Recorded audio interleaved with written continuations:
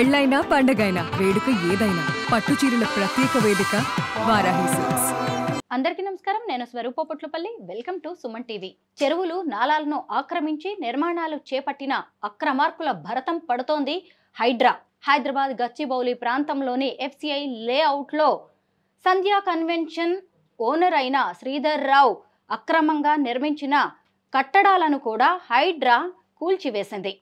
అక్కడే ఉన్న తమ ప్లాట్లను చూసుకోవడానికి వెళ్లిన సీనియర్ యాక్ట్రెస్ రమ్యశ్రీ గారి మీద శ్రీధర్కి సంబంధించిన వ్యక్తులు దాడికి పాల్పడ్డారు.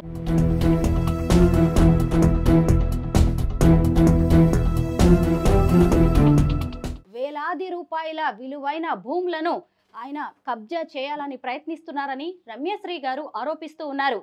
సెలబ్రిటీలమైన తమ పరిస్థితే ఇలా ఉంటే సామాన్యుల సంగతి ఏంటని ప్రశ్నిస్తున్నారు. ఆ రోజు ఏం జరిగింది, తెర వెనుక ఏం జరుగుతుందో రమ్యశ్రీ గారిని అడిగి తెలుసుకుందాం. నమస్తే రమ్యశ్రీ గారు. నమస్తే అండి. మీరు గచ్చిబౌలిలోని FCI లేఅవుట్కి ఆ రోజు ఎందుకు వెళ్ళారు? ఆ రోజు ఇంకా ఏం జరిగింది? అక్కడ ఎందుకు వెళ్ళానంటే నాది ప్లాట్ ఉంది, అందులో 144 ప్లాటు. దాని హైడ్రా వాళ్ళు ఏమిటంటే ఇంతకుముందు ఆల్రెడీ హైడ్రా వాళ్ళకి మనము కంప్లైంట్ ఇవ్వడం జరిగింది. అంటే కంప్లైంట్ అంటే ఏమీ లేదు, హైడ్రా డ్యూటీ మనం ప్లాట్ ఇప్పించడం కాదు హైడ్రా రెస్పాన్సిబిలిటీ.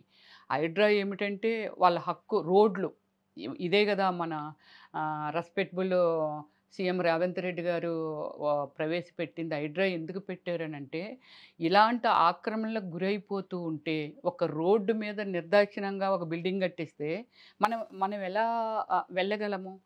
దీని రెస్పాన్సిబిలిటీ. అలాగే చెరువులు ఉన్నాయి, ఒక ప్రకృతి, ఒక వాటరు, లేకపోతే ఆ స్టోరేజు, లేకపోతే అందుకే కదా హైదరాబాదు రైనీ సీజన్ వస్తే మునిగిపోతుందండి. దాని మీదే ఒక వ్యవస్థను, ఒక మంచి వ్యవస్థని ప్రజలు హాయిగా ఉండడం కోసము ప్రజలు ఒక సెక్యూరిటీ పర్పస్ హైడ్రాని స్థాపించారు. మేము అక్కడికి ఒక రోడ్లు అంటే శ్రీధర్ రావు గారు ఏం చేశారంటే ఏవి ఆక్రమించుకున్నారు ఏమిటి అనేది భగవంతుడికి తెలుసు. కానీ రోడ్లు లేవు. ఫస్ట్ మొత్తం అదంతా ఒక ప్లే గ్రౌండ్ కింద తయారు చేసేసారు.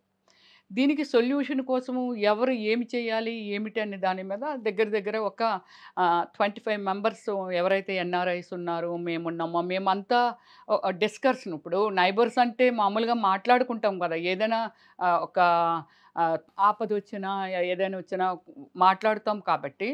సో అలా ఒక డిస్కషన్లో ఏమిటంటే ఓకే హైడ్రాకు ఉన్న రూల్స్ ఏమిటి, హైడ్రా రెస్పాన్సిబిలిటీస్ ఏమిటి అని మేము ఇదంతా స్టడీ చేసాము. అప్పుడైతే మేమందరం నిజంగానే సీఎం రేవంత్ రెడ్డి గారికి మాత్రం థ్యాంక్స్ అనుకున్నామండి, నిజంగా ఇలాంటి ప్రవేశపెట్టారు అని. సో అప్పుడు మేము ఏమిటంటే వెళ్ళి హైడ్రాని అప్రోచ్ అవుదాము మనము అనుకొని మేము ఒక NRIలు రాలేదు, కానీ వాళ్ళు మెయిల్స్ గుండా వాటి గుండా వాళ్ళ ప్రాబ్లమ్ని అంటే వాళ్ళు రిక్వెస్టింగ్ పెట్టారు. మేము ఒక 6-7 ఫ్యామిలీస్ వెళ్ళాం. వెళ్ళి సార్ మాది ఇలా పరిస్థితి మార్నింగ్ వెళ్ళామండి, 10:30కి ఎంతకో వెళ్ళాం. వెళ్ళిన తర్వాత సార్ మాకు ఇలా రోడ్లు అవి ఇవి FCI లేఅవుట్లో మొత్తం లేవు సార్ అంటే ఏమయ్యాయి అని అడిగారు. వాళ్ళకి ఎందుకు తెలుస్తుంది, తెలియదు కదా. మొత్తం క్షుణ్ణంగా తెలుసుకున్నారు. ఏమయ్యాయి అంటే ఏమీ లేదు సార్, సంజయ్ కన్వెన్షన్ శ్రీధర్ రావు గారు అందులో కొన్ని ప్లాట్స్ కొనుక్కున్నారండి, అంతవరకు బాగానే ఉంది. కానీ అందరు ప్లాట్స్ని కూడా ఏవైతే అద్దులు ఉంటాయో ఆ అద్దులు చెరిపేసి మొత్తం అంతా ప్లే గ్రౌండ్ చేసేసి దానిలో పర్మనెంట్ కన్స్ట్రక్షన్స్ కూడా అతను పర్మిషన్లు తెచ్చేసుకొని కొన్ని ఐరన్ దీంతో వాటికి కూడా పర్మిషన్ కావాలనేది మాకు తెలియవండి ఇవన్నీని. సో ఇలాగ అక్కడ కన్స్ట్రక్షన్ జరుగుతుంది సార్. మావి ఎక్కడున్నాయి కూడా అంటే రోడ్డు మేము అడిగింది ఏంటంటే మా ప్లాట్స్ ఇచ్చే ఇదేమీ హైడ్రాకు లేదు సార్. రోడ్డు మాకు రోడ్లు లేవు సార్ వెళ్ళాలి అని అంటే. ఒక 20 acres అంటే ఇట్స్ లైక్ 1 village అంతే కదా. అవును. సో దానికి మాకు రోడ్లు కావాలి సార్ అని అన్నాము. అప్పుడు ఆయన ఏమన్నారంటే సో ఓహో రోడ్లా అని చెప్పి కంప్లైంట్ ఇచ్చిన తర్వాత ఒకరోజు శ్రీధర్ రావు గారు మీరు రండి, ఇలా కంప్లైంట్లు ఉన్నాయి మీ మీద, మీరు కూడా రండి, వాళ్ళు కూడా వస్తారు, ఇందులో నిజాలు ఏమిటి అనేది మనం తెలుసుకుందామని ఇన్వైట్ చేసినట్టున్నారు హైడ్రా వాళ్ళు. ఇన్వైట్ చేసినప్పుడు శ్రీధర్ రావు గారు రాలేదు, వాళ్ళ లాయర్ని పంపించారండి. కమిషనర్ సార్ వచ్చారు. వచ్చిన తర్వాత మాకు అపాయింట్మెంట్ ఇచ్చారు. 7:30 ఇలాగ అయిపోతుంది. 7:30 టు ఒక IPS ఆఫీసరు 12 o'clock వరకు అక్కడ డిస్కషన్ జరిగిందండి. అంటే మనం ఇచ్చిన కంప్లైంట్ మీద ఒక బిగ్ స్క్రీన్ అరేంజ్ చేశారండి. బిగ్ స్క్రీన్ అరేంజ్ చేసి ఈ ఆఫీసర్లందరినీ ఇక్కడ కంప్యూటర్స్ ఒక 4, 5 కంప్యూటర్స్ పెట్టుకున్నారు. అక్కడ బిగ్ స్క్రీన్. ఇక్కడ ఇదేమిటి మనం ఇచ్చిన కంప్లెయింట్ మీద మొత్తం ఎంక్వైరీ చేసి 1980స్‌లోకి ఎప్పుడో ఎళ్లారండి. అంటే 1980స్‌లో ఏసారు. హైడ్రా 81లో ఆఫీసర్. ఏసారు. వెంచరు. పెంచు. హైడ్రా వాళ్ళు ఏం చేశారంటే 80స్‌లోకి ఎళ్లారండి. 81లో మ్మ్. కదా అప్పుడు భూమి ఎలా ఉంది. ఓకే. తర్వాత వెంచరేశారు. ఓకే. దీని స్వరూపం ఏమిటి? సో, దీనికి ముందు ఆర్గ్యూ ఏమిటంటే ఇదంతా చూసిన తర్వాత వాటిలో రోడ్లున్నాయి కదా అని అడిగారు. వాళ్ళ లాయర్ ఏమందంటే అవి రోడ్లు కాదండి. అది అడవండి. అడవిలో ఏదో అంటే ఆమె ఏం చెప్తుందనేది మేము వింటున్నాము. సార్ మాత్రమే మాట్లాడుతున్నారు. అది మాకే డైజెస్ట్ అవ్వట్లేదు ఆమె అడుగుతున్నది. లాయరు. ఎవరు లాయరు? ఓకే. ఓకే. శ్రీధర్ రావు అంటే రివర్స్‌లో వెళ్ళే వ్యక్తి అని ఒక పేరు తెచ్చుకున్నారంట ఆయన. ఆయన ఎలా ఎళ్తారు అనేది నాకైతే జీరో నాలెడ్జి. శ్రీధర్ రావు ఏంటనేది కూడా జీరో నాలెడ్జి. సో, ఈ సమాజంలో ఆయన ఎలాంటి వాడు, ఎంత కోటీశ్వరుడో లేతే ఎన్ని సంపాదించారో కూడా జీరో నాలెడ్జి. సో, దానిలోనేమిటంటే అక్కడ ఆ లాయర్ కూడా అలాగే మాట్లాడుతుందనేది తర్వాత అందరం మాట్లాడుకుంటూ పక్క నుంచి మాట్లాడుకోవడం ఇలా చేస్తాం కదా! ఈమె కూడా అలాగే వాదిస్తుందిలే అని అనుకునేవాళ్ళమి. ఓకే. దీనికి రోడ్లు లేవు. ఆమె సార్ వీళ్ళకి ఎవరికీ అందులో ఫ్లాట్సే లేవు సార్ అంది. ఎందుకు లేవు? ఓకే. అమ్మ మీదెంత నెంబరు? మీదెంత నెంబరు? సార్ మీదెంత అని అడిగేవారు. సర్వే నెంబర్‌లుంటాయి గదా! సార్ మాది ఈ నెంబర్ సార్, మాది ఈ నెంబర్ సార్. ఓకే. మరి ఈ నెంబరు అయితే దీనిలో కనబడుతుంది. ఎన్నున్నాయి 165 ప్లాట్స్ అనేది అక్కడ కనబడుతుంది. సార్ సార్ ఇదే సార్ మాది. ఇదిగో సార్ మాది అని బిగ్ స్క్రీన్‌లో కదా కనబడుతుంది. ఓకే. కనిపిస్తున్నాయి గదమ్మా అవి. ప్లాట్స్ అయితే కనబడుతున్నాయి. లేదని నువ్వెలా చెప్తావు? నీకెందుకు? నీకు సంబంధం ఏమిటి? కాదు. ఓకే. రోడ్లు మావి. రోడ్లున్నాయి కదా! రోడ్లు వేశారు కదా!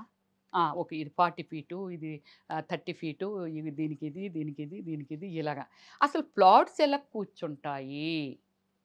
రోడ్లు లేకపోతే పర్మిషన్స్ ఎలా వస్తాయి? ఒక వెంచర్ ఏయటానికి ఆళ్ళు పర్మిషన్ పెట్టుకున్నప్పుడు 20 ఎకరాల్లో ఒక పార్కు చూపించాలి. ఒక గుడి చూపించాలి. ఇప్పుడు హై రేంజ్‌లో అపార్ట్మెంట్లు కడుతున్నారనంటే ఒక క్లబ్ హౌసులు చూపిస్తున్నారు. అలాగే ఆ రోజుల్లో ఏమిటంటే నీళ్లు తాగటానికి నీళ్లు ఒక నుయ్యిని మోటార్ పెట్టి ఎలా సప్లై చేసుకుందాం అనే దాని మీద ఒక నుయ్యిని చూపించారు. ఇదంతా కనిపిస్తుంది కదమ్మా! ఇది అడవంటావు, అదంటావు, ఇదంటావు ఏంటని ఇలా ఆర్గ్యూ చేశారు సారు. ఓకే. ఇది అయిపోయింది కదండీ! Next day okay. ఇదంతా వాళ్ళు చాలా క్లారిటీ తీసుకున్నారు. నెక్స్ట్ డే వచ్చి రోడ్లు. బిల్డింగులు వాళ్ళ కాన్సెప్ట్ కాదు. రోడ్డుని ఆక్రమించుకునున్న బిల్డింగ్స్ ఏవైతే ఉన్నాయో వాటిల్ని కొలాప్స్ చేశారు. ఆల్మోస్ట్ అన్నీ అవే. శ్రీధర్‌రావు కన్‌స్ట్రక్షన్ చేసిన బిల్డింగ్స్ అన్నీ అవే. అక్కడ రోడ్లు లేవు. రోడ్లు మాయమైపోయాయి. సో, మా కంప్లెయింట్ అదే గదా! సార్ మాకు హైడ్రా రోడ్లే కూలగొట్టేసింది మొత్తం. మొత్తం కూలగొట్టేసింది. కూలగొట్టిన తర్వాత రోడ్ ఇది ఎప్పుడు జరిగింది? ఇది 1 మంత్ అవుతుంది కరెక్ట్‌గా. రోడ్ మార్పింగ్ చేశారు. చేసి అంటే ఏదో ముగ్గుతోనో అప్పుడున్న అవకాశాన్ని బట్టి పర్మనెంట్‌గా అయితే చేసి ఇచ్చిలేరు కదా! అప్పటికప్పుడు అంటే చేశారు. అది ఓవర్ నైట్‌లో డిలీట్ చేసేసి ఆ రోడ్లు అంటే ఆళ్ళు ఏదైతే మార్పింగ్ చేశారో రెస్పెక్ట్ ఎక్కడండి? మార్పింగ్ చేశారు. అట్లన్నిటిని ఓవర్ నైట్‌లో క్లోజ్ చేసి మళ్ళీ కన్‌స్ట్రక్షన్ స్టార్ట్ చేశారు. దాన్ని మళ్ళీ మనం అంటే నేను ఆ సెకండ్ కంప్లెయింట్‌లో నేను లేను. ఢిల్లీలో ఉన్నాను. ఆ కంప్లెయింట్ వెళ్ళి ఇచ్చారు సార్. మీరు చేశారు సార్. ఆ రోడ్లు ఎక్కడ? ఏవేంటి సార్? మా బిట్లు మేము ఎలాగ కనుక్కోవాలి సార్? సార్ మాకు ఆ రోడ్లు మాత్రం మీరు గవర్నమెంట్ మాకు ఇచ్చి పెట్టండని మళ్ళీ రిక్వెస్టింగ్ చేసి మళ్ళీ చేసాం. ఇక్కడ అతను ఓవర్ నైట్‌లో తీసేశాడు అనే సంగతి ఆహ్, ఎక్కడో ఉండి మనలాంటి కోట్ల మందికి రెస్పాన్సిబిలిటీ ఉన్న కమిషనర్ రంగనాథన్ సార్‌కి తెలీదు గదా! మళ్ళీ మనం వెళ్లి కంప్లెయింట్ ఇన్ఫార్మ్ చేస్తేనే వాళ్ళకి తెలియదు. అదెలాగా క్లోజ్ చేసేసారా? అవునా? ఆ! దీనికి సీఐ రాజశేఖర్ గారండి. ఆయన ఒక ఇన్ఫర్మేషన్ లేదు సార్. అవును సార్. వాళ్ళు కంప్లెయింట్ కరెక్టే సార్. ఎళ్లి మళ్ళీ చూసుకున్నాము. క్లోజ్ చేసేసారు సార్. ఓకే. దీనికేమిటంటే ఒక పర్మనెంట్ సొల్యూషన్ చేద్దాము. డెఫినెట్‌లీ. ఇదంతా మళ్ళీ డిస్కషన్ చేసి చేద్దామని. వాళ్ళ మీద కూడా ఒక కేసేసి దీన్ని ప్రొలాంగ్ చేయటానికి ట్రై చేశారు ఆయన. మరి కోర్ట్ ఏం తీర్పిచ్చిందో మాకు తెలీదండి. అది హైడ్రాకి తెలియాలి. So, okay. మళ్ళీ మనము మన రిక్వెస్ట్ మేరకు మొన్న ట్యూస్‌డే జరిగిన ఇన్సిడెంట్ అనేది ఇప్పుడు నేను చెప్తాను. అక్కడ ఏం జరిగిందనేది. హైడ్రా వాళ్ళు ఏం చేశారంటే అందులో ఉన్న వాళ్ళందరికీ ఇన్ఫార్మ్ చేశారు. అంటే బాధితులు ఎవరున్నారో అంటే రోడ్లు వేస్తాము, మీ ఏమైనా కనుక్కుంటారేమో చూసుకోండి అని రోడ్లు మేము కొంచెం పర్మనెంట్గా ఉండేలాగా కనిపించేలాగా ఇమ్మీడియట్లీ తను కవర్ చేయకుండా ఉండకుండా ఉండేలాగా ఇన్ ఫ్యూచర్ రోడ్లు కూడా దాని మీద మేము ఫామ్ చేస్తామమ్మని జిహెచ్ఎంసీ వాళ్ళు. ట్యూస్డే జరిగిన దానిలో ఏంటంటే టౌన్ ప్లానింగ్ ఆఫీసర్ని, జిహెచ్ఎంసీ ఆఫీసర్స్ని, హైడ్రా ఆఫీసర్స్ అక్కడ పార్టిసిపేట్ చేశారు. అందరికి ఇన్ఫామ్ చేశారు మీరు రండని. అవైలబిలిటీ ఉన్న వాళ్ళమి. నేను యాక్చువల్లీ ఢిల్లీలో ఉన్నాను. మిడ్‌నైట్ ఇంటికి వచ్చేసరికి వీళ్ళ ఫోన్లు. ఎప్పుడు వస్తున్నారు? మేము వచ్చేసాము. రండి 10:00 మీరు వచ్చేయాలంటే 11కో, 11:15కో వెళ్ళాను. అక్కడ స్టార్ట్ అయింది ఏమిటంటే మేమందరిమి ఒక ఇల్లీగల్ కన్‌స్ట్రక్షన్ అక్కడ ఒకటి జరుగుతుంది. జరుగుతున్నప్పుడు ఏమిటంటే అక్కడ హైడ్రా వాళ్ళు వీళ్ళు ఇదేంటి ఇది కట్టేస్తున్నాడేంటి మొన్న లేదే, ఇది ఎలా కడుతున్నారు అనుకోని హైడ్రా టీమ్ ఒక 25 మెంబర్స్, 30 మెంబర్స్ ఉన్నారు. వీళ్ళందరూ ఉన్నారు. నేను ఇలా నిల్చున్నాను. ఖుషి అని అతనికేదో శ్రీధర్ రావు అందులో అన్యాయం చేశాడటండి. అది మాది మ్యాటర్ కాకపోయినా బట్ ప్రాబ్లము కోర్టులో వేసాడు. ఇవన్నీ శ్రీధర్ రావు గారిని 2 నెలలు 3 నెలలు తిహార్ జైల్లోనో మరి ఎక్కడో అది నాకు క్లారిటీ లేదు పెట్టారు. ఇదంతా ఏదో గొడవ జరుగుతుంది. ఆయనేమో ఇక్కడ నిల్చున్నాడండి. ప్రశాంత్ ఏమో అలాగే ఫోన్ ఏదో మాట్లాడుతున్నారు. సిఐ గారు, హైడ్రా సిఐ గారు అక్కడ మాట్లాడుతున్నారు. వీళ్ళంతా ఇక్కడ ఇలా కట్టుకొని ఉన్నారు. ఒక పర్సను మేము ఇలా కదండి ఉన్నాము. అది ఆర్చ్ అనమాట. రోడ్ మీరున్న దగ్గర నుంచి రోడ్డు ఉంది. మేము ఇక్కడ ఇలా నిల్చున్నాం. నేను ఇక్కడ ఉన్నాను. ఒక పర్సన్ మామూలుగా ఇలా మామూలుగా అటు ఇటు చూస్తుంటాం కదా. ఒక పర్సన్ వస్తున్న కారు అలా తిరగట్లేదు, ఇలా వచ్చేస్తుంది. ఎప్పుడైతే వస్తుందో అదేంటి అని వెనక్కి వెళ్ళిపోయాం. వెళ్ళిపోతుంటే మట్టించేటందుకు వచ్చాడు. అప్పుడు వీళ్ళందరూ పరిగెట్టెళ్ళి ఎవరు చంపేయాలి అంటారా, నువ్వు మీదకి వచ్చేస్తున్నావని పట్టుకొని బయటికి లాగారు ఆయన్ని. బయటికి లాగి ఆ ఖుషి అన్న అతను కొట్టాడు. ఒరే నీకు ఇందులో ప్లాట్ లేదు, నువ్వెందుకురా ఇక్కడ ఉన్నావంటే, ఒరే మరి నీకు లేదు నువ్వెందులోకి ఎందుకు వచ్చావురా అంటే అతనికి కూడా లేదు, కారులో వచ్చిన అతనికి కూడా లేదు. అది శ్రీధర్ రావు పర్సన్ అతను. సో అక్కడ ఒక అటెంప్ట్ చేశాడు. చేసిన తర్వాత హైదరాబాద్ ఏదో మాట్లాడారు, అతన్ని పంపించేశారు, ఇతన్ని పంపించేశారు. బయటికి వెళ్ళిన తర్వాత నా కారు ఫోటోలు తీసుకున్నారండి, నెంబరు ఇదంతా. అంటే మాకు ఈవినింగ్ వరకు మాకు తెలియలేదు. మా డ్రైవర్ ఏమో మాకు ఫోన్ చేసి చెప్పలేదు. ఈవినింగ్ దాకా ఈ సిచ్యువేషన్ నాకు తెలియదు. కారు ఫోటోలు అయ్యి వాడు తీసుకున్నాడంట. బయటికి వెళ్ళి ఆ కారులో వెళ్ళి ఆగి కారు ఫోటోలు అయ్యి తీసాడంట. ఓకే, అయిపోయింది కదా, అది అక్కడ అయిపోయింది. నేను మార్నింగ్ నుంచి ఏం చేస్తున్నానంటే హైడ్రాలో ఒక ఆఫీసరు లాస్ట్ టైం కూడా వచ్చామండి, ఎన్నిసార్లు వస్తాము, చూడండి ఆ మార్పింగ్ అది చేస్తున్నాము, ఇంతకు ముందులాగా చేయకండి సార్ అని నేను, లేదు ఇంతకు ముందులా చేయట్లేదు, అది పెయింట్తో వేసి దాని మీద స్ప్రే అది కొడుతున్నాం, ఎవరు చెరపలేరు, ఇది నేను ఫొటోస్ తీయటము, వీడియోస్ తీయటము, అంటే మార్పింగ్ ఇక్కడ లొకేషన్ ఉంది, ఇక్కడ మార్పింగ్ పెట్టారు, మళ్ళీ ఇంతకు ముందులాగా జరగకూడదు అనే ఒక సిచ్యువేషన్తో 2 వరకు ఎక్కడ పడితే అక్కడ నేను ఆ వీడియోసు అదంతా నేను తీస్తున్నాను, ఫొటోస్ అవన్నీ. అక్కడ లొకేషన్‌లో ఎవరుండాలి? హైడ్రా మనుషులు మేము చూసాం. హైడ్రా మనుషులు ఎవరినైతే పిలిచారో వాళ్ళు సైట్ ఓనర్స్. శ్రీధర్ రావు గారిని కూడా పిలిచారు. మీరు కూడా రండి, మీకు కూడా రెస్పాన్సిబిలిటీ ఉంది, రండి అంటే మీకు ఏదైనా అభ్యంతరం అయితే చెప్పడమో వాటెవర్ ఇంకోటో ఏదో ఉంటుంది కదా, రండి అంటే ఆయన రాలేదు. సరే ఎవరిని పంపించారనేది కూడా తెలీదు. అక్కడ ఒక 70 మెంబర్స్ వరకు అనుమానాతంగా అక్కడ ఒక నలుగురు, ఇక్కడ ఒక ముగ్గురు, అక్కడ ఒక ఇది బాడీ బిల్డర్‌లాగా మాస్క్‌లు ఎట్టేసుకోవడం, ఇయన్నీ అక్కడ తిరుగుతున్నారు. అంటే అక్కడ డిపార్ట్‌మెంటు ఎక్కడ ఫెయిల్యూరు అనంటే ముగ్గురు వచ్చారు. అందులో నాకైతే ఇద్దరు స్టార్టింగ్‌లో కనిపించారు కానీ ఎక్కడా కనపడలే. ఒక్క పర్సన్ మాత్రం మా ఎనకాతల అలా తిరుగుతూ ఉండేవాడు. తిరుగుతూ ఉన్నప్పుడు నేను చెప్తుండేదాన్ని, చూడండి వాళ్ళెవరో, వాళ్ళు అడగండి, మీరు ఎళ్ళండి అడగండి అని. నాకు భయం, అప్పటి నుంచి భయం. సో అడగండి అని అడిగితే మీరు అవుటర్స్ వెళ్ళిపోండి, బయటికెళ్తారా ఎళ్ళరా అంటే ఇప్పుడు ఈయన ఇక్కడ ఉన్నాడండి, 20 ఎకరాల దీనిలో ఎక్కడికెళ్తే కనిపిస్తాడు? ఇలాగ వెళ్ళాడు దెబ్బలాడు కానీ మళ్ళీ ఇటు నుంచి వచ్చేవాడు. అలాగే అందరూ అలా కనిపిస్తూ ఉండేవాళ్ళు. సో ఓకే, ఇది నడిసింది. 2 వరకు నేను వీడియోలు చేస్తున్నాను. 2కి నేను ఒక వీడియో తీశానండి, సెల్ఫీ వీడియో. చూసారు కదా ఇక్కడ, ఎందుకంటే మనము సెలబ్రిటీస్ అంటే అది యాంకరా లేకపోతే ఇంకోట ఒక ఇది ఉంటుంది కదా. సో నేనేమిటంటే చూసారు కదా ఎలా జరుగుతుందో చూడండి, అక్కడ మార్పింగ్ ఇక్కడ పర్మనెంట్గా కట్టేయాలని ఎంత ఆల్రెడీ వర్క్ నడుస్తుందండి, రోడ్ ఎక్కడ వరకు ఇది ఇచ్చారో చూసారు కదండి అని ఇది చూపిస్తూ అలాగే ఒక ఇది చేశాను, వీడియో చేశాను. ఇది ఫస్ట్ నుంచి అందరూ ఉన్నారు. ఒక పర్సన్ ఏమిటంటే, నేను ఇక్కడ సైట్లు ఉన్నాయి. సైట్‌లో మాది ఎలాగుందో ఒక బిట్ అలాగే ఒక బిట్టు ఆళ్ళ చిన్నాన్నగారో, పెదనాన్నగారో ఆ బ్రదర్ ఆళ్ళ అబ్బాయినని వాళ్ళతో చెప్తే కొందరు నాతో చెప్పారు. అతను కాదండి. మాకాళ్ళందరూ తెలుసు. అతను శ్రీధర్‌రావు మనిషే ఇలా ఫాలో అప్ చేస్తున్నాడు కదా! అనేసంటే మేమేమనుకున్నామంటే శ్రీధర్‌రావు గారిని కూడా రమ్మన్నారు కదా!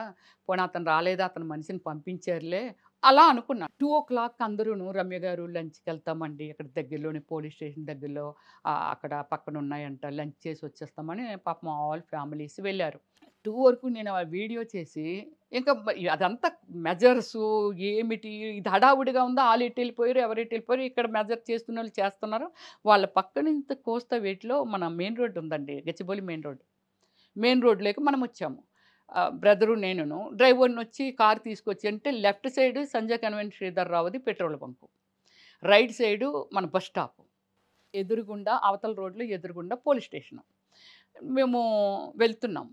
నడుచుకుంటూ బ్రదరు రాకేష్ అక్కడ నడుస్తున్నాడు. నేను వెనకాల మామూలుగా ఇద్దరం ఫోన్‌లు పట్టుకొని అప్పటిదాకా మాట్లాడుతున్నాం కదా! పట్టుకొని వెళ్తున్నాం. బైక్స్ మీద క్రౌడ్ వెళ్ళిపోతుంది. ఆ పర్సన్‌ని లక్కీగా అది గాని జరిగుండకపోతే ఆ రోజు ఆఫ్టర్‌నూన్ మేము చనిపోయేవాళ్ళమండి. మార్నింగ్ ఇన్సిడెంట్ జరిగుండకపోతే ఆ స్పాట్‌లో మేము చచ్చిపోయేవాళ్ళమే. మీరు మీ తమ్ముడు. తమ్ముడు. ఉదయం లాగి బయటికి లాగి కారు యాక్సిడెంట్ చేయబోయాడు చూసారా? అతను బండి పట్టుకున్నాడు. బ్రదరు వాళ్ళని దాటిపోయాడు. అంటే అలా ఆడేం అబ్జర్వ్ చేయలేదు వెళ్ళిపోతున్నాడు. సో, నాది కొంచెం సెక్యూరిటీ మన ఆలోచన సెలబ్రిటీస్ ఇలాగా చూస్తుంటాం కదా! దీనిలో వెనకాతల ఒకతను ఎంత కత్తండి గుడ్డ చుట్టేసి పిడి కనబడుతుంది. గుడ్డ చుట్టేసి వాడు ఇలా పట్టుకుంటే ఇతను ముందు ఎలాగన్నాడు. ఇతను అనేది నాకు తెలిసిపోయింది కదా! ప్రశాంతు పరిగెట్టు, పరిగెట్టు, పరిగెట్టు అని అంటే ఆడు పరిగెడుతున్నాడు. వాడికి ఏదో సిచ్యువేషన్ అర్థమై పరిగెడుతున్నాడు. నేనేం చేశాను ఈ బండిని ఈడు ఆపాడు. ఈడు దిగాలనుకున్న టైంలో తోసేసాను. కిందకు తోసేటప్పుడు కత్తితో పాటు కింద పడింది. కత్తి కొంచెం పడిపోయింది. అది వాడే మళ్ళీ తీసుకున్నాడా లేతే 2 బళ్ళొచ్చి ఈడు ఎప్పుడైతే నేను తోసానో సడెన్‌గా ఆగిపోయాయి. మొత్తం బళ్ళు, కార్లు అవి ఇవి ఆగాయి. కొందరు వెళ్ళిపోతున్నారు. కొన్ని ఆగిపోయాయి. నేను ఇలా దీనిలోనే అరుస్తున్నాను. మా బ్రదర్ ముందెళ్ళోడు. నేను ఉండిపోయానని మళ్ళీ వెనక్కి పరిగెట్టొచ్చాడు. నేను ఏమండి మీరు కాపాడండి. మీరందరూ ఎడ్యుకేటెడ్స్ అండి. మీకు తెలుసు కదండీ. సో, ఇక్కడ చూడండి ఎంత దారుణం నరికేటంత కత్తులు తెచ్చారండి. ప్లీజ్ అండి అని అందరికీ దండం పెడుతున్నాను. ఎవ్వరు బళ్ళు దిగలేదు. ఎవ్వరు ఆగలేదండి. చాలామంది వెళ్ళిపోతుండేవాళ్ళు ఒక ఇద్దరు మాత్రం ఆ డాష్ ఇచ్చి ఆగడం వల్ల వాళ్ళకి హెల్మెట్స్ ఉన్నాయండి. వాళ్ళు మాత్రము ఆ కత్తిని తీసుకుంటే ఆళ్ళ దగ్గర నుంచి లాక్కొని పారిపోయాడా? లేకపోతే ఇంకోటయ్యాడు. ఇమ్మీడియేట్‌గా బండి అక్కడ పడసేసండి. ఈ వైట్ షర్ట్ ఏసుకున్నోడు అంటే మార్నింగ్ అటెంప్ట్ చేసిన వాడొచ్చి బ్రదర్ ఎదురుగా వచ్చేసాడు కదా! పరిగెట్టెళ్ళోడు వచ్చాడు కదా! వెంటనే అతను పీక నొక్కేసి చెయ్యి పట్టుకొని ఇలా నొక్కిస్తుంటే వీడి కళ్ళు తేలేసేస్తున్నాడు. వీళ్ళిద్దరండి నిజంగా వాళ్ళు ఎవరు అనేది నాకు తెలియదు గానీ, వాళ్ళకి నిజంగానే రుణపడి ఉంటాం మేము. నేను ఒక పక్క పీకుతున్నాను, ఫైట్ చేస్తున్నాను. తర్వాత వీళ్ళిద్దరూ ఆళ్ళ చెయ్యి లోపల పెట్టి ఇలాగా ఆ చేతిని ఇలా లాగుతున్నప్పుడు పైనుంచి మా సైట్‌లో నుంచి ఒక 6, 7 పరిగెట్టుకుంటూ ఒకడి చేతిలో ఇంత బ్యాట్ ఉందండి. ఆ బ్యాట్ ఉన్న వ్యక్తి 12 నుంచి ఎక్కడి నుంచో షూట్ చేస్తున్న దానిలో తను ఎక్కడో లాంగ్‌లో అలాగా నాకు కనబడుతుండేవాడు. మనిషిని చూసాను నేను. ఉన్నవాళ్ళైతే నాకు ఈ టెన్షన్‌లో మనకి ఏం తెలుస్తుంటది, ఏం కనబడతదండి. సో, వాళ్ళు పరిగెట్టుకుంటూ వచ్చి ఇంకా ఇక్కడ ఫైట్ చేస్తున్నారు. వీడు ఆ బ్యాట్ తీసి ఇలాగేసేటప్పుడు కొందరొచ్చి ఇది నొక్కి అంటే నన్ను పట్టేసుకొని ఇదంతా మొత్తం షర్టేసుకున్నానండి. ఆ రోజు ఫ్లైట్‌లో కొంచెం కంఫర్ట్ ఉంటదని షర్టేసాను. మీకు వీడియోస్‌లో మీకు కనబడి ఉంటది. షర్టేసుకున్నాను. మొత్తం షర్ట్ అంతా మొత్తం అంతా పైకి లేచిపోయిందండి.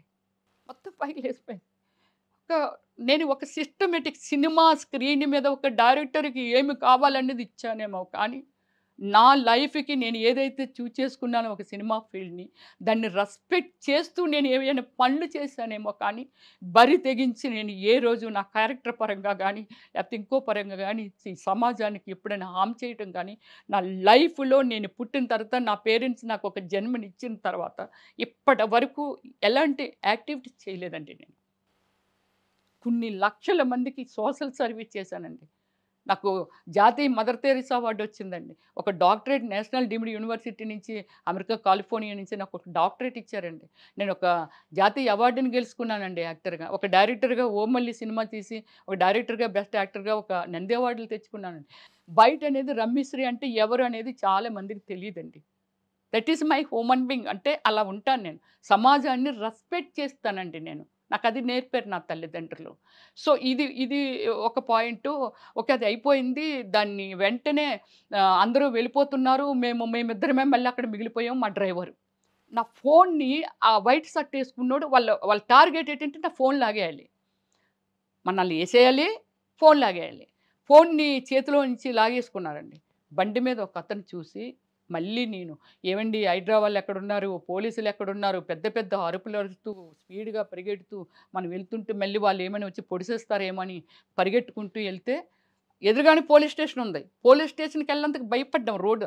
అటు పరిగెడితే ఆ పోలీస్ దొరికాడు. పోలీస్ దగ్గరికెళ్ళి "అన్నా ఇలాగ అయిందన్నా, లేదన్నా ప్లీజ్" అంటే, "పదండమ్మా కంప్లెయింట్ ఇద్దురు గాని" అంటే, "నీ దగ్గరేమి గన్నది లేదు కదా! మళ్ళీ మన ముగ్గురం వెళ్తుంటే పొడిసేస్తారేమో" అన్నా. ఇతనొక్కడే కనబడుతున్నాడండి. అక్కడ ఎవ్వరు పోలీస్ డిపార్ట్‌మెంట్ లేదు. "ప్లీజ్ అన్నా నాకు హెల్ప్ చెయ్యన్నా. పోలీస్ స్టేషన్‌కి ఫోన్ చేయండి. ఇంకో నలుగురు, ఐదుగురిని పంపించమని అన్నయ్య. లేకపోతే ఏదైనా కారు పంపించమని అన్నయ్య. నేను అందులో రాలేను" అని అలాగే నేను హెడ్ కానిస్టేబుల్ అంట. నేను రిక్వెస్ట్ చేశాను. నేను మళ్ళీ అక్కడ పోలీస్ స్టేషన్‌కి ఫోన్ చేపించాను. ఎవరినైనా పంపించండి, ఎవరినైనా ఇవ్వండి కార్ అని. వస్తది, వస్తది అన్నారండి. రాలేదు. లేదమ్మా పద టైం అయిపోతుంది. పదండి కంప్లెయింట్ ఇద్దురు గాని అని పోలీస్ స్టేషన్‌కి ఆయన కొంచెం సెక్యూర్డ్‌గానే మనల్ని తీసుకొనెళ్ళి ఎళ్తే, దీనికి సంబంధించినగా ఎస్ఐ అక్కడ ఉన్నారండి అన్నారు. పాపం ఆ అబ్బాయి అంతా ఇలా ఇది చూడండి కొందరు పుణ్యాత్ములు మనం ఏదో ఆటోలో ఏదైనా మర్చిపోతే తిరిగి తీసుకెళ్ళి ఆళ్ళదేదైనా అడ్రెస్ దొరికితే లేదా పోలీస్ స్టేషన్‌కి పట్టుకెళ్ళిస్తారండి. ఆ స్టైల్‌లో కానిస్టేబులు లేదు సార్ ఇలా జరిగింది సార్. మేడం గారొచ్చి ఇలా మార్నింగ్ నుంచి ఆవిడ వీడియోలు తీయడము ఇదంతా చేస్తున్నారు సార్. అక్కడక్కడ అనుమానంగా ఉన్నోళ్ళు కూడా అడుగుతుండేవారు సార్.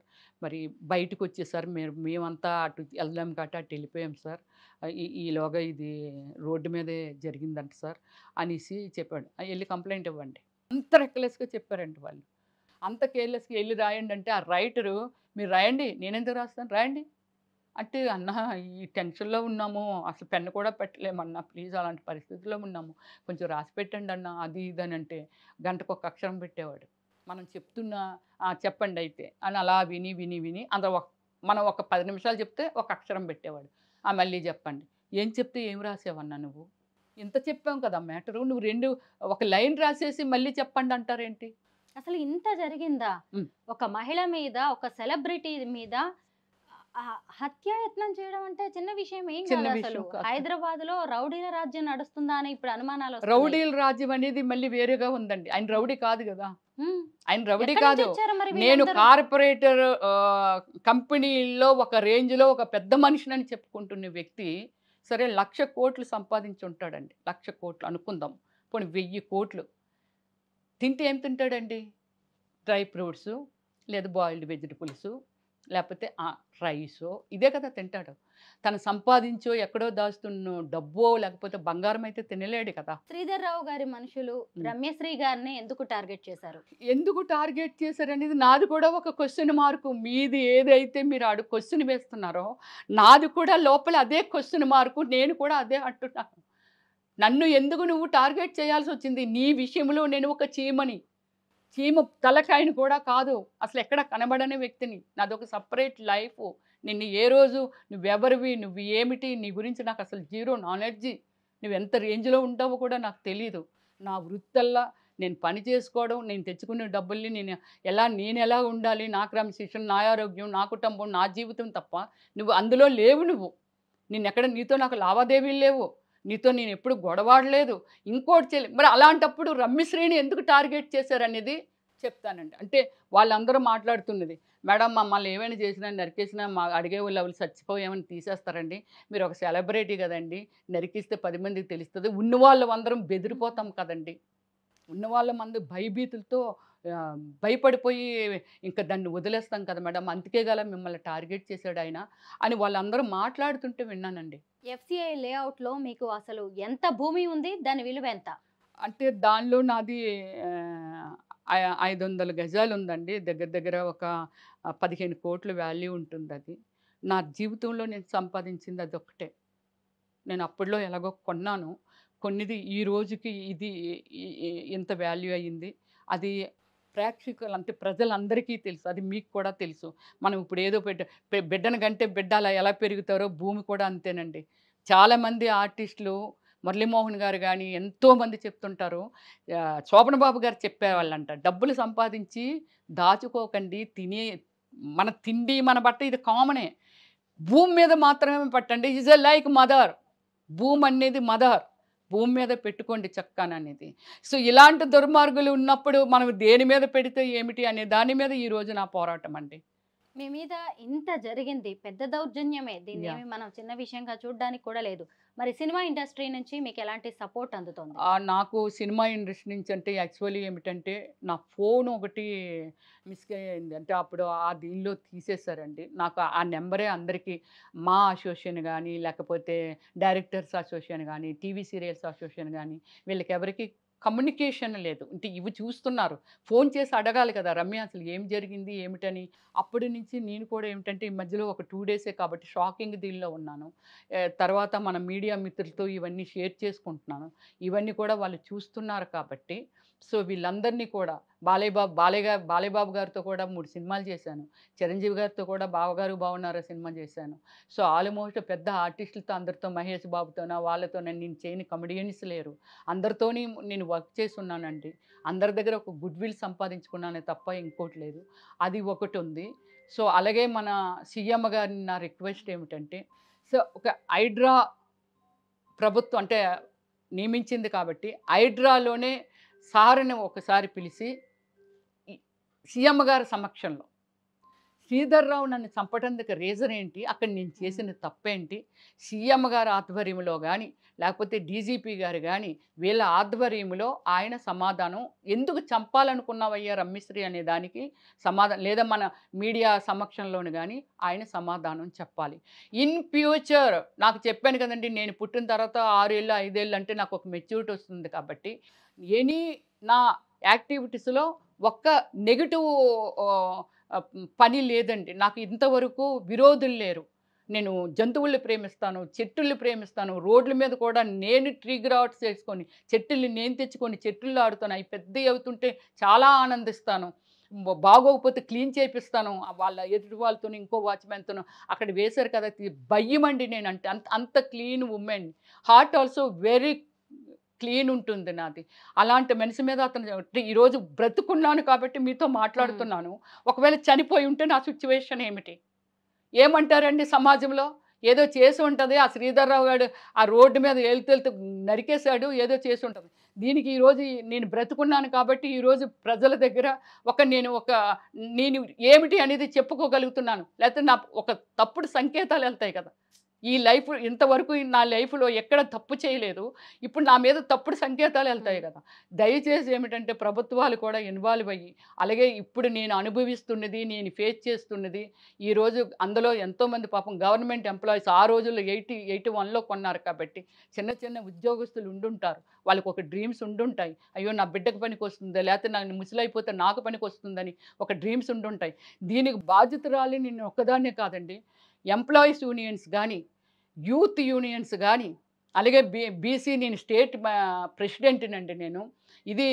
అలాగే నా సోదరులు గానీ వీళ్ళందరూ చాలా ఉద్రేకంతో ఉన్నారండి. వీళ్ళందరికీ పిలుపునిస్తున్నానండి. ఒక మహిళగా అందరికీ అంటే నేను ఒక వ్యవస్థని ఇప్పుడు అతని దగ్గర ఒక 200 మంది ఇప్పుడు నేను వెళ్తున్నానండి. భయంతో వెళ్తున్నాను. ఎక్కడికో వెళ్తాను. కనిపెడతాడు. నా బ్రదర్‌నో లేకపోతే నన్నో గూండాలు ఉన్నారు కాబట్టి ఈ రోజుల్లో ఇప్పుడు రిజిస్టర్ ఆఫీసులకి ఎట్లయితే మన ఆధార్ కార్డు అతను ఎంక్వైరీ చేస్తే అతనికి అదే వృత్తి కాబట్టి నా అడ్రస్ కనుక్కోవడం ఎంతసేపు అండి? నేను ఏ విధంగా అయినా మన సుమన్ టీవీ ప్రూఫ్స్‌తో చెప్తున్నానండి.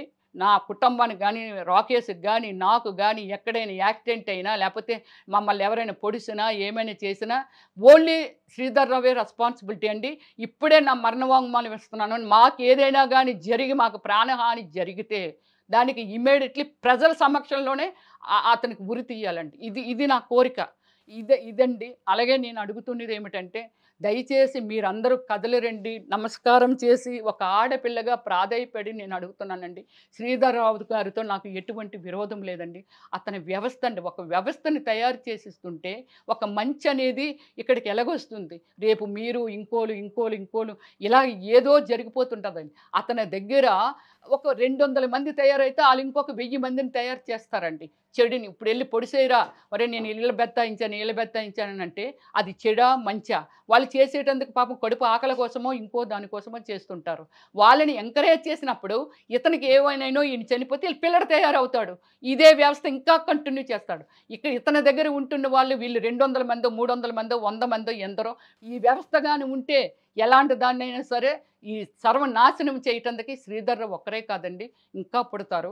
మనం ఈ వ్యవస్థని దయచేసి మీరు అందరూ కదిలొస్తే నా బాధని మీరు అర్థం చేసుకుంటే నేను అందరికీ అమ్మలకి, అక్కలకి, తమ్ముళ్ళకి, అన్నలకి, ఫ్రెండ్స్కి, నా ఫ్యాన్స్ అండి, నా ఫ్యాన్స్ ఎంతోమంది ఉన్నారు. మీ యూత్ అంతా తిరగబడితే దీన్ని ఏమిటి అనేది మనం ప్రభుత్వం వరకు తీసుకెళితే ఇతను ఏమి చెప్తాడు సమాధానం?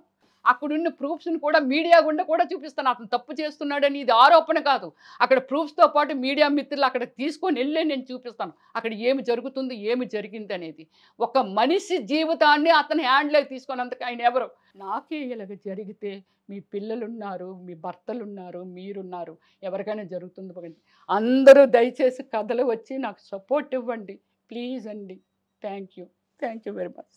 ఎంతో మంచి నటి అయిన మిమ్మల్ని ఇలాంటి పరిస్థితుల్లో చూడడం మాకు కూడా బాధాకరమే. త్వరలోనే మీ సమస్యకు పరిష్కారం లభిస్తుంది అని మేము భావిస్తున్నాం. శ్రీధర్రావు గారు కూడా స్పందిస్తారేమో చూద్దాం. ఆయన తరఫు నుంచి ఆయన వర్షన్ ఏదైనా వినిపించే అవకాశం ఉందేమో మనం అందరం వేచి చూద్దాం. అలాగే తెలంగాణ ప్రభుత్వం, హైడ్రా అధికారులు కూడా మీకు ఖచ్చితంగా సపోర్ట్ చేస్తారు. Thank you so much Ramya గారు. ధైర్యంగా ఉండండి.